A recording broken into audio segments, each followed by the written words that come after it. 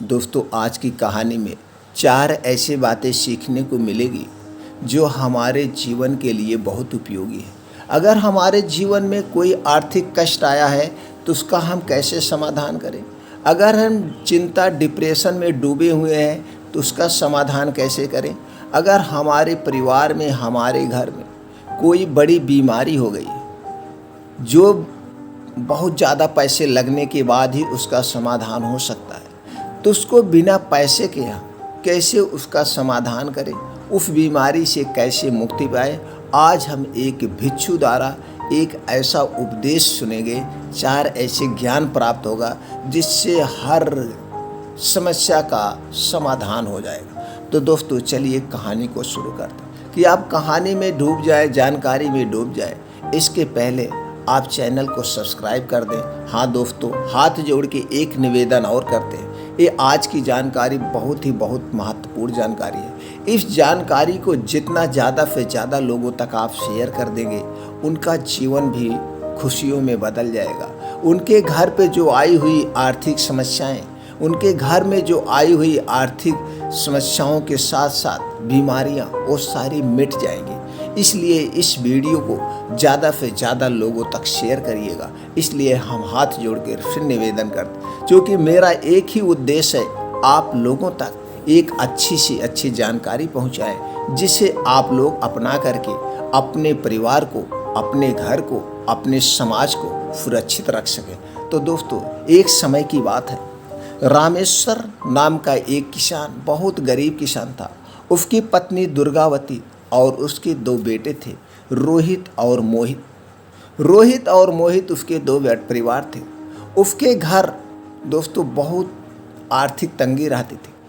आर्थिक तंगी का एक ही कारण था, उसके पास खेत बहुत कम थे, छोटे से टुकड़े खेत थे, जिससे जो अनाज पैदा होता था, उस अनाज से ना तो खाद बीज डाल पाता था और ना ही वो अपने पूरे परिवार का खर्चा चला पाता था। कभी खाने को नहीं रहता था, कपड़े पहनने को नहीं रहता था, यह इसने अपनी परेशानियों से घिरा रहता था। तो यह सोचकर एक दिन दुर्गावती, रामेश्वर की पत्नी, रामेश्वर से कहती है, हे जी, अभी हमारे बच्चे छोटे हैं, कहीं कुछ काम कर नहीं सकते, घर पे रहते, इन्हें शिक्षा दीक्षा भी देने, इन्हें पढ़ाना भी। तुम ऐसा करो, गांव में जाकर, नगर में जाकर किसी सेठ के पास काम ढूंढ लो। अगर तुम्हें काम मिल जाता है, तुम वहाँ से कुछ पैसे पाओगे और जो खेती में होगा इसको हम संभाल लेंगे। तो खेती में जो अनाज पैदा होगा, इससे कुछ खर्चा निकल जाएगा और आप जो सेठ के यहाँ काम करोगे और उनके यहाँ जो पैसा मिलेगा, उससे हमारे बच्चों की शिक्षा और कपड़े की व्यवस्था हो जाएगी। रामेश्वर को अपनी पत्नी की बातें अच्छी लगी। उसने सोचा, मेरी पत्नी सत्य कह रही, एक घर का खर्चा देख लेगी, अपने बच्चों को ले करके खेती बाड़ी देख लेगी, मैं क्यों ना किसी सेठ के यहाँ काम कर लूँ।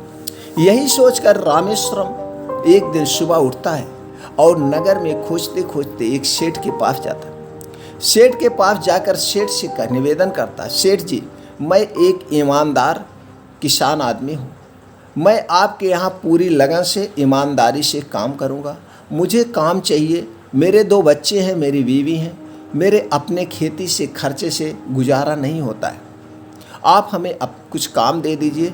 हम काम जितने समय से कहेंगे, जितने समय तक कहेंगे, समय के हिसाब से हम आपके यहाँ आएंगे, पूरा काम करेंगे, जो आप हमें मजदूरी देंगे हम उसमें संतुष्ट हैं। सेठ रामेश्वर के स्वभाव को देखकर रामेश्वर के बातों से प्रभावित होता है और रामेश्वर को अपने यहाँ काम पर रख लेता है। अब रामेश्वर उस सेठ के यहाँ काम करने लगा। सेठ बहुत बड़ा दिल वाला था। सेठ अपने नगर का सबसे बड़ा सेठ था। सेठ के यहाँ नौकर, चाकर, घोड़ा गाड़ी सब रहते थे। अब सेठ के यहाँ जब सारे काम करने वाले ज़्यादा लोग थे, तो सेठ का एक अलग से रसोइया था, जिस रसोइयों में सारे मजदूरों का खाना बनता था। सेठ अपने मजदूरों को खाना खिलाता था। अब इस रामेश्वर को उसी रसोइयों की देखभाल करने में इसकी ड्यूटी लगा देता। यह रामेश्वर उसी रसोइयों की देखभाल करता था। अब रामेश्वर उनके यहाँ काम करने लगा, सेठ के यहाँ काम करने लगा और इसकी पत्नी अपने बच्चों को लेकर के खेत का काम करती थी। अब इसका जीवन धीरे धीरे अच्छे से चलने लगा। अब इसका जीवन धीरे धीरे आर्थिक स्थिति पटरी पे आने लगी। अब इसके बच्चे रोहित और मोहित धीरे धीरे बड़ा होने लगे। अब यह अपने बच्चों को शिक्षा देने की चिंता सताने लगी। अब यह सोच करके रामेश्वर अपने बच्चे को शिक्षा के लिए गुरुकुल भेज देते। धीरे धीरे गुरुकुल लेते। अब सेठ इधर मेहनत करता। अब सेठ अब इधर रामेश्वरम सेठ के यहाँ इतनी अच्छी लगन से ईमानदारी से मेहनत करता था।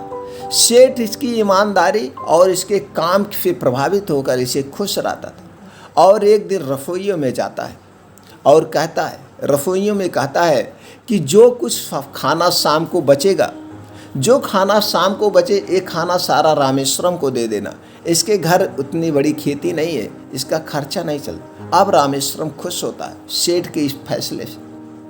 अब जो सेठ के रसोइयों में खाना बचता था वो रामेश्वरम ला करके अपने बच्चों को शाम को खाता था, और जो सुबह रसोइयों में खाना बचता था वो दोपहर में सेठ जो रामेश्वरम जो है अपने बच्चों का जीवन यापन करने लगा। अब जो उसको पैसा मिलता था और खेत में जो बचत होती थी, खेत के बचत के पैसे से अपना जो है भविष्य के लिए पैसे इकट्ठे करने लगा। और सेठ के यहाँ जो पैसा मिलता था इससे अपने बच्चों के कपड़ों की व्यवस्था प्लस जो गुरुकुल में शिक्षा ग्रहण करते थे उसकी व्यवस्था करना। धीरे धीरे इसका जीवन अच्छे से चलने लगा। अब सेठ के यहाँ, सेठ बड़ा आदमी था तो उसके यहाँ जो है अच्छे अच्छे पकवान बनते थे, अच्छी अच्छी मिठाइयाँ बनती थी, सब कुछ अच्छे अच्छे बनते। अब ये रामेश्वरम उसकी देखभाल करता था और इसे भरपूर खाना मिलता था। अब जो रसोई में खाना बचता था ला करके इसका परिवार खा पी कर हष्ट पुष्ट हो गया। धीरे धीरे इसकी सब कुछ अच्छे से चलने लगा। समय बीतता गया। अब इससे बच्चे भी धीरे धीरे बड़े हो गए। समय बीतता गया। अब एक दिन रामेश्वरम अचानक बीमार हो जाता है। रामेश्वरम अचानक बीमार हो जाता है। अब इसकी पत्नी परेशान हो जाती है, इसके बच्चे परेशान, क्योंकि कमाने वाला यही अकेला था। फिर इसकी पत्नी गांव के, राज्य के जो जितने वैद्य थे सबके पास जाती है और रामेश्वरम के लिए दवाइयाँ कराती है। अब रामेश्वरम को स्वास्थ्य में सुधार नहीं होता। अब उसकी पत्नी और उसके बच्चे परेशान हो जाते हैं। अब उसकी पत्नी और उसके बच्चे परेशान हो जाते हैं कि हम कैसे करें। जो उसके पास बचा खुचा पैसा था, जो उन्होंने इकट्ठा किया था, अब इसके सारे पैसे रामेश्वरम के इलाज में खर्च हो गए। अब उसकी पत्नी परेशान हो गई, लेकिन रामेश्वरम को कोई आराम नहीं मिल रहा। वह एक दिन मंदिर में जाती है और मंदिर में भगवान के सामने हाथ जोड़कर खड़ी हो जाती है। हे भगवान, हमने आज तक किसी का बुरा नहीं किया। हमारे पति रामेश्वरम ने आज तक किसी का बुरा नहीं किया। हमारे बच्चों ने आज तक किसी का बुरा नहीं किया। फिर आप मेरे साथ क्यों बुरा कर रहे हैं? आप मेरे साथ ऐसा अन्याय क्यों कर रहे हैं? आज जो मेरे घर का खर्चा चलाने वाला है, आज 4 पाई में हमारे बच्चे खाने के लिए तड़प रहे हैं। हम क्या करें?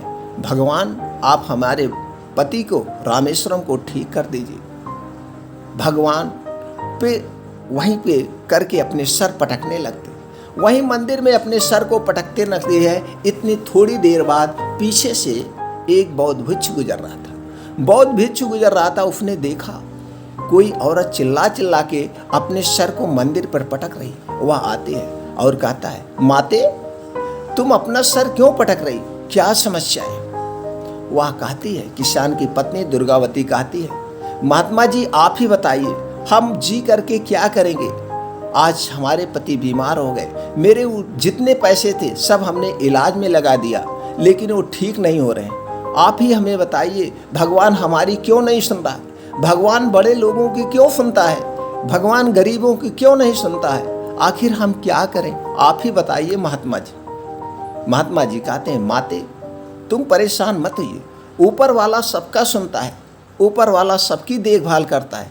आपका भी सुनेगा, आपकी भी देखभाल करेगा, आपके बच्चों की भी रक्षा करेगा, आपकी भी रक्षा करेंगे और आपके पति की भी रक्षा करेंगे। वाह! फिर कहती है दुर्गावती, रो रो के फिर कहती, इतना तेज रो रही थी कि उसकी उस समय क्या बताए। महात्मा कहते हैं, रोइए मत माते, सब ठीक हो जाए। वो कहती है, कहाँ ठीक हो रहा? मेरे पति कहाँ ठीक हो रहे हैं? भगवान प्रकट ही नहीं हो रहे हैं, भगवान आशीर्वाद ही नहीं दे। वह महात्मा कहते हैं, ठीक है माते, तुम थोड़ी देर शांत हो जाओ तो मैं तुम्हें कुछ बताऊं। वह शांत होती और महात्मा के सामने पैरों पर गिरकर आप ही हमारे भगवान हो, अब आप ही बताओ हमारे पति कैसे ठीक हो। वह बौद्ध भिक्षु कहता है, चलिए मेरे साथ। महात्मा जी वहाँ बैठे हुए हैं, हमारे गुरु जी वहाँ बैठे हुए कुटिया में, आप उनके पास चलिए, वो कुछ न कुछ जरूर इसका समस्या का समाधान निकालें। वह बौद्ध भिक्षु उस माते को लेकर के, दुर्गावती को लेकर महात्मा बुद्ध के पास जाते। महात्मा बुद्ध ध्यान में लीन थे। वह बौद्ध भिक्षु और वह औरत वहीं पे बैठ के थोड़ी देर इंतजार करते। अब उस समय जब महात्मा बुद्ध ध्यान से लीन होते, ध्यान से हटते हैं, तो देखते हैं उनके सामने एक बौद्ध भिक्षु और एक औरत खड़ी है। वह जाकर बौद्ध भिक्षु महात्मा बुद्ध के चरणों में अर्पण करती है और उन्हें प्रणाम करती है और फिर बताती है। फिर वह बौद्ध भिक्षु कहता है, गुरुदेव, यह औरत, यह माते बहुत परेशान है, बताइए अपनी समस्या। वह औरत कहती है कि हमारे पति बहुत बीमार चल रहे हैं, हम उन्हें इलाज करा रहे हैं, कोई आराम नहीं हो रहा। वो अपनी सारी दास्तान बता देती है महात्मा बुद्ध से। महात्मा बुद्ध मुस्कुराते हैं, ठीक है, ठीक हो जाएगा, कोई दिक्कत नहीं है। वह कहती, नहीं ठीक हो रहे, कहाँ ठीक हो रहे। तो वह महात्मा बुद्ध कहते हैं, ऐसा करो, कल ही मैं तुम्हें एक उपाय बताता हूँ, इसको कल से ही शुरू कर देना और तुम्हारे पति 1 महीने के अंदर स्वस्थ हो जाएंगे। और शायद जो मैं उपाय बता रहा हूँ ये तुम्हारे घर पे है, जाना तुम ऐसे करना और ठीक हो जाएंगे।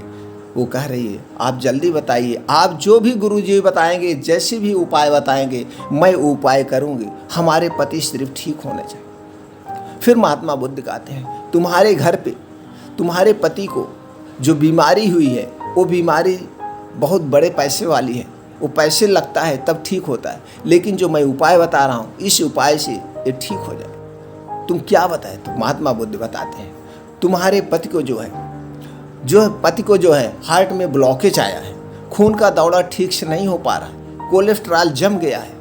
वो पेट के यहाँ जब काम करते थे तो उनके यहाँ जो तली भुनी चीज़ें बनती थी वो वहाँ पे भी खाते थे और घर पे भी लाते थे। शरीर की एक्सरसाइज ना करने की वजह से जो कोलेस्ट्रॉल बर्न होना चाहिए, जो जल जाना चाहिए, वो कोलेस्ट्रॉल जल नहीं रहा था। वो सारी चीज़ें जाके खून में गंदगी जम रही थी, जिसकी वजह से नसों में ब्लॉकेज आ गया है। अब वो नसों में जो ब्लॉकेज आ गया, अब उन्हें हार्ट की जो प्रॉब्लम हो गई है, इसके बहुत बड़ा ऑपरेशन होता है, इसमें बहुत सारे खर्चे होते हैं। लेकिन हमारे आयुर्वेद में ऐसी ऐसी जड़ी बूटियाँ हैं, ऐसी शक्तियाँ हैं जिससे ठीक हो सकता है। तो महात्मा बुद्ध से बताते हैं, तुम्हारे घर में मेथी दाना होगा, तुम जाना आज रात में 1 गिलास गुनगुना पानी करना, और वह गिलास जो हो जिसमें आपको इसको भिगोना है मेथी दाना का, 5 ग्राम मेथी दाना, 1 बड़ी चम्मच मेथी दाना लेना, और एक जो है उसके बर्तन में, मिट्टी के बर्तन में या कांच के बर्तन में इसको रात में भिगो देना।